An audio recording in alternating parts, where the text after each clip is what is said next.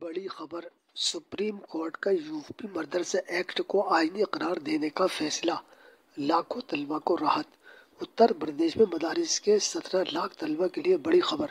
Supreme court نے الہ آباد ہائی کورٹ کے فیصلے کو منسوخ کرتے ہوئے یوپی مدرسہ ایکٹ کو آئینی قرار دے دیا۔ اس فیصلے سے مدارس کا تعلیمی عمل جاری رہے گا اور حکومت معیار برقرار رکھنے پر نظر رکھے گی۔ سپریم کورٹ نے آج ایک اہم فیصلہ دیتے ہوئے یوپی مدرسہ ایکٹ کو آئینی قرار دیا ہے۔ اس فیصلے پر اتر پردیش کے تقریباً 17 لاکھ طلبہ کو بڑی راحت ملی ہے، جن کا تعلیمی سلسلہ اب بلا تعطل جاری رہے گا۔ Chief justice Y Chandrachud, justice J B Pardiwala اور جسٹس منوج مشرا کی بینچ نے الہ آباد ہائی کورٹ کے اس فیصلے کو کل عدم قرار دیا ہے، جس میں مدرسہ ایکٹ کو غیر آئینی قرار دیا گیا تھا۔ عدالت نے کہا کہ مذہبی تعلیم کے بعد مدارس غیر آئینی نہیں ہوتے، بلکہ حکومت کو تعلیمی معیار پر توجہ دینے کی ضرورت ہے۔